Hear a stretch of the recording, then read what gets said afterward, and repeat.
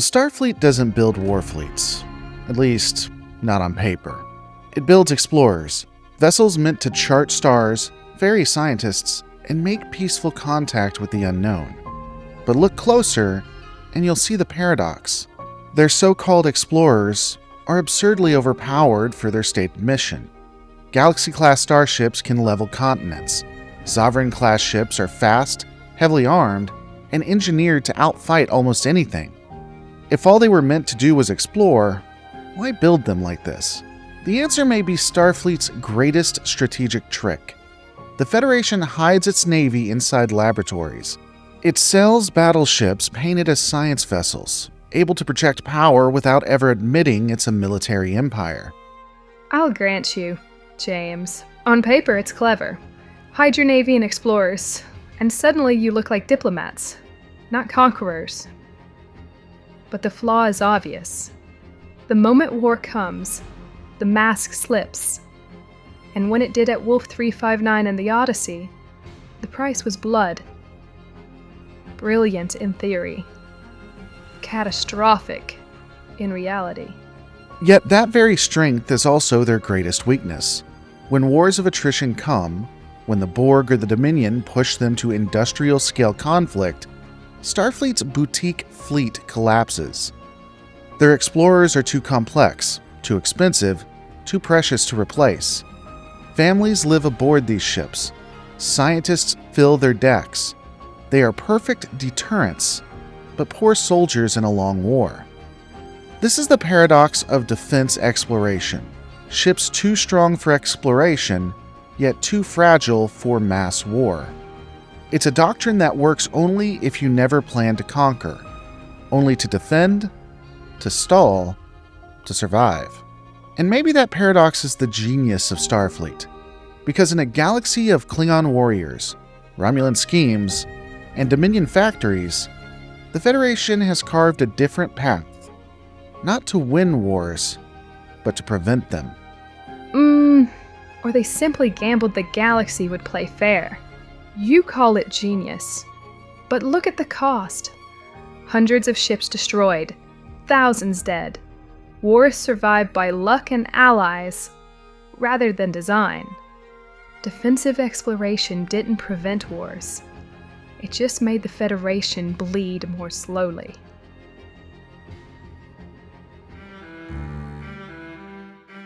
Starfleet insists it is not a military. Over and over, its leaders remind us it is an exploratory and scientific service. Its officers wear bright colors, not olive drab. Its ships carry families in laboratories, not legions of soldiers. In theory, Starfleet is a peacekeeping force, an organization dedicated to science, diplomacy, and discovery. But from the very beginning, that claim has always been questionable. The Constitution-class Enterprise may have been labeled an explorer, but in practice, it was a heavy cruiser. In Balance of Terror, it duels a cloaked Romulan warbird in what is effectively a submarine battle in space. In the Doomsday Machine, it takes on a planet-killing superweapon. This is not the work of a survey ship. This is the work of a combat-ready vessel with speed, with power, and with the endurance to fight wars. The pattern continues in the 24th century. The Galaxy-class Enterprise D debuts at Farpoint as the pride of the fleet, a floating city with schools and children aboard. Yet in that same episode, Picard orders a saucer separation, splitting the civilians from a battle section. If the Galaxy-class were purely an explorer, why build in a combat transformation mode on day one? Yes, the illusion worked. Citizens believed in Utopia, while Starfleet quietly carried the guns. But illusions only protect you until someone tests them. And when the Dominion called the bluff, those illusions shattered. Clever policy, maybe, but it left civilians exposed, when reality refused to play along.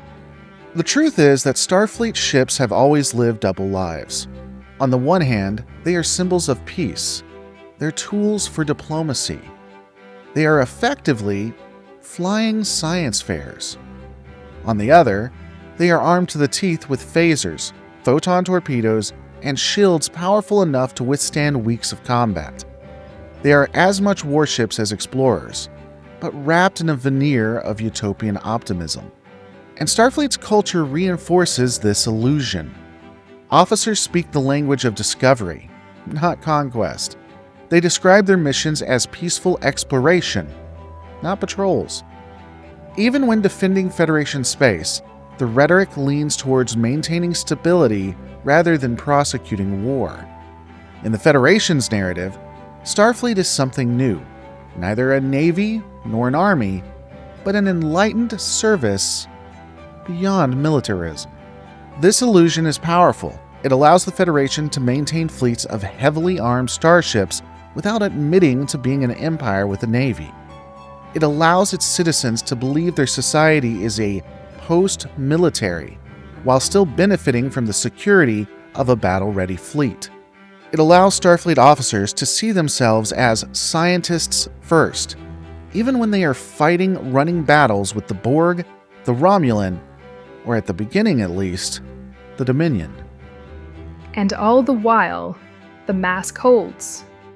Until it doesn't. When the Dominion came, families were evacuated, scientists handed rifles, and the explorers suddenly became battleships. That's not strategy, James. It's self-deception. Defensive exploration may have kept the Federation's self-image intact, but it did so at the expense of the people it claimed to protect.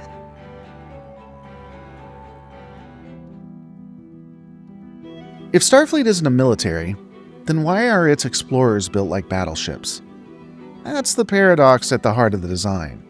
On paper, these vessels exist to chart star systems and study cosmic anomalies. In practice, they carry enough firepower to challenge entire fleets. Take the Constitution-class Enterprise in the 23rd century. Ostensibly an exploration cruiser, it carried phasers, photon torpedoes, shields, and more.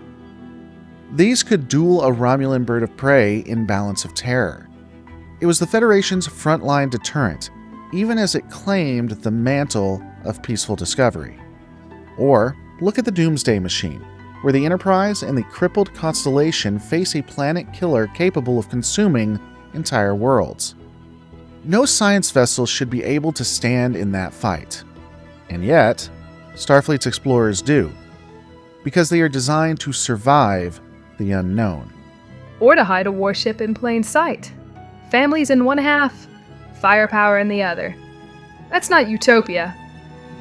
That's compartmentalized denial. Denial, maybe, but effective denial. The Galaxy wasn't just a ship, it was a deterrent. Gul Macet admitted one Nebula class could defeat several Cardassian warships. That kind of power changes diplomacy before the first shot is fired. Until you meet an enemy who isn't impressed, the Borg didn't blink at nebulas or galaxies. They swatted them aside. Deterrence only works if your opponent cares about the threat. But the Federation didn't design for the Borg alone. Against Romulans, Klingons, Cardassians, the Ferengi, the illusion of peace paired with overwhelming power worked. It bought stability for decades. Stability for you, maybe. For everyone else, it looks like an empire smiling while carrying a very large stick. Starfleet thought it was clever. To the Galaxy, it was arrogance with a diplomatic paint job. And yet that arrogance kept the Federation intact. That's the paradox. Explorers disguised as diplomats, but strong enough to force adversaries to take them seriously. On paper, I'll concede it was clever. But in practice, the very enemies it was meant to deter were the ones who proved how fragile it all was.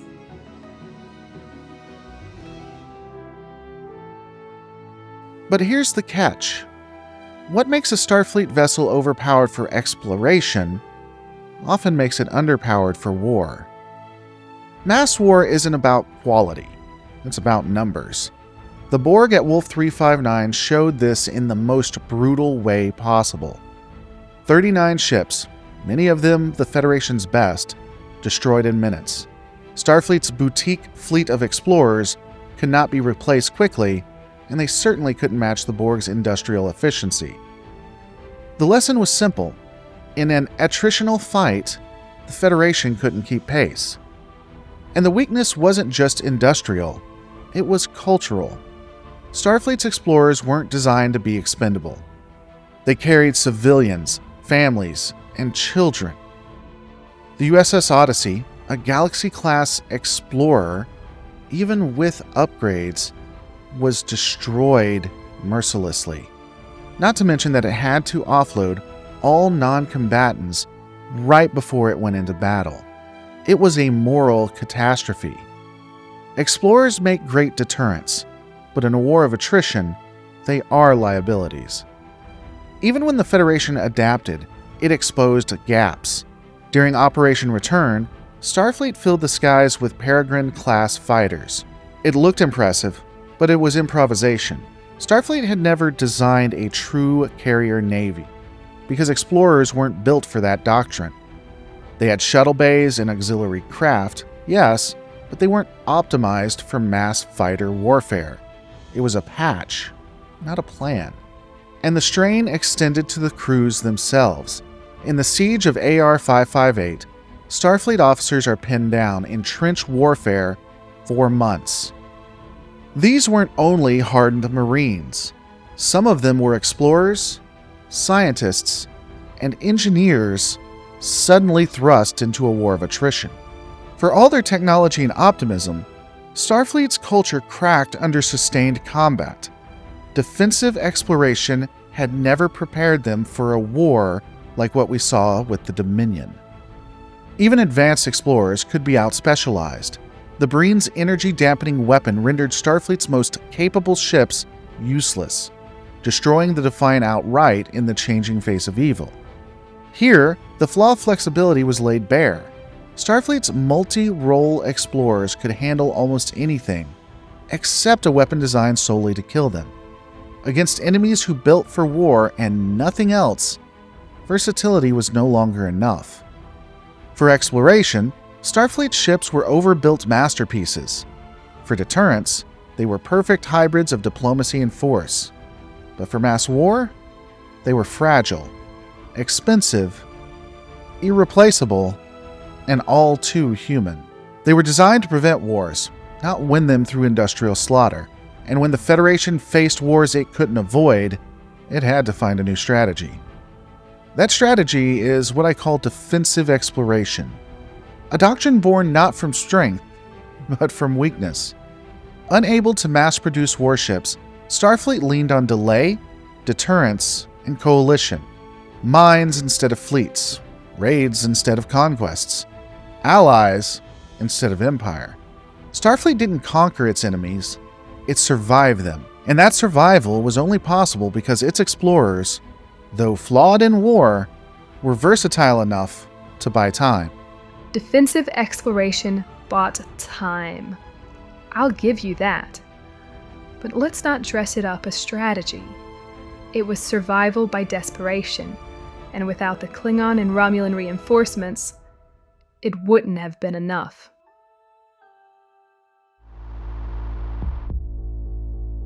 So how does a fleet of explorers survive a war? Well, the answer lies in the doctrine that I just pointed out: defensive exploration. When the Dominion War began, Starfleet quickly realized its ships couldn't win a contest of attrition. The Federation couldn't mass-produce Galaxy-class vessels the way the Dominion could churn out Jem'Hadar fighters. Starfleet had to fight differently. It had to fight defensively, asymmetrically, and very, very importantly, it had to be creative. Take the mining of the wormhole in Call to Arms. Instead of trying to hold the line with fleets they didn't have, Starfleet seeded the wormhole with self-replicating mines. A scientific innovation became a strategic denial weapon. With one stroke, Sisko forced the Dominion to overextend. This is defensive exploration at work, using technology and creativity to compensate for the lack of raw numbers. Or it was improvisation masquerading as doctrine. One clever trick doesn't make a strategy. They mined the wormhole because they couldn't hold it. That's desperation, not design. Desperation, yes, but effective desperation. Those mines delayed the Dominion 4 months. Starfleet survived because its explorers could adapt their tools to war. And survival is all it gave them. They didn't win those battles, James. They bought time until someone else bailed them out. Defensive exploration only works if allies turn up. Without them, the Federation is finished. But that's the doctrine, Scarlet. Starfleet never set out to conquer alone. Defensive exploration was always about stalling, holding, waiting for coalitions to form, to do what must be done to win. It was survival by design, not conquest. I'll admit, Starfleet turns science into strategy better than anyone. Mines in a wormhole, engineers in trenches. Explorers turned raiders. That's ingenuity. But ingenuity isn't the same as strength. It bought time, but it never won wars. Without allies, defensive exploration collapses under its own optimism.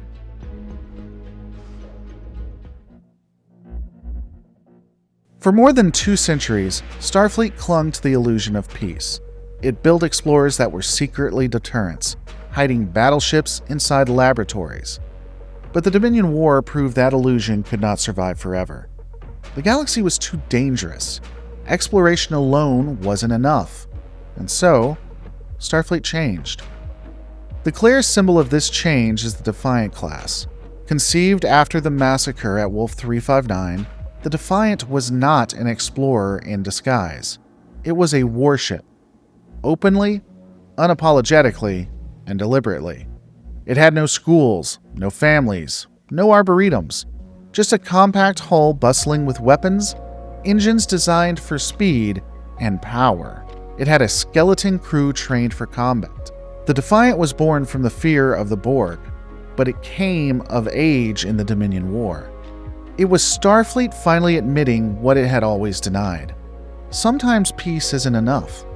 Sometimes you have to build for war. This was the moment when the doctrine of defensive exploration shifted. Starfleet didn't abandon explorers, but it no longer pretended that explorers alone could keep the Federation safe.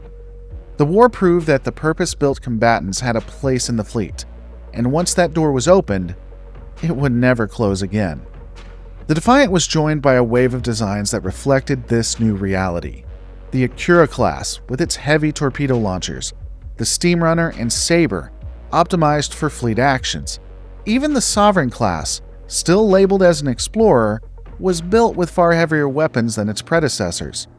Starfleet could still claim these were exploratory vessels, but the truth was clear. After the Dominion War, the line between explorer and warship had been erased. And this shift wasn't just technical, it was cultural. Starfleet officers who survived the war carried those scars with them. The next generation of cadets trained in academies where the Dominion War was no longer theory, but history. A generation raised in a Federation that had learned the hard way that Utopia was fragile. The Federation survived, but Starfleet was never the same. In the end, the Defiant represents more than just a ship class. It represents the moment Starfleet finally stopped pretending. It had tried for centuries to disguise its navy as an exploratory service, but the wars of the 24th century stripped away that illusion. Defensive exploration was no longer a clever trick. It was a survival mechanism, one that forced Starfleet to acknowledge that the galaxy would not let them return untouched. Starfleet didn't stop exploring. It didn't stop seeking peace. But after the Dominion War, every explorer carried the memory of the Defiant. Every new class was built with the shadow of war in mind. And whether the Federation wanted to admit it or not, Starfleet had crossed a line. The explorers would never again be built without war in their hearts. Scarlet's part.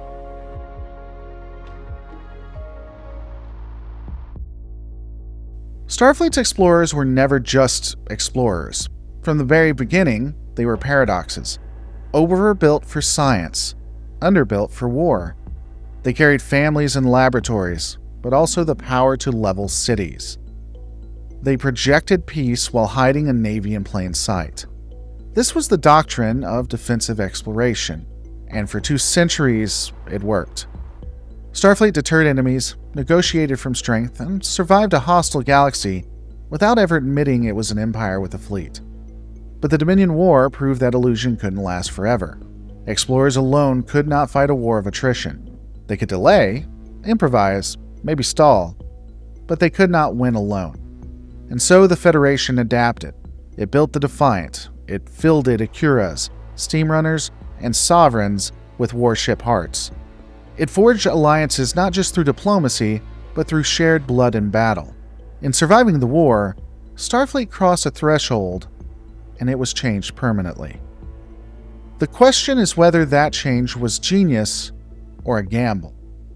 On the one hand, defensive exploration was brilliant. By disguising its navy as an exploratory fleet, the Federation preserved its utopian image while still projecting deterrents. It avoided becoming an empire while still keeping its people safe. It was the perfect compromise. On the other hand, it was a gamble. A fleet designed to prevent wars was suddenly forced to fight one, and though the Federation survived, it paid a terrible price. Ships destroyed, worlds occupied, officers broken by attrition, Utopia scarred. Starfleet survived, but it did not survive unchanged. After the Dominion War, every new ship carried the shadow of conflict in its design. Every new officer trained with the memory of defeat at close hand.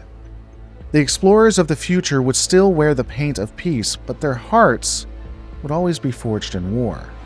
The illusion of peace was gone, replaced by something harder, sharper, and perhaps less noble, but more realistic. That's the paradox of defensive exploration. It saved the Federation by hiding a navy inside of a fleet of explorers. It worked until it didn't.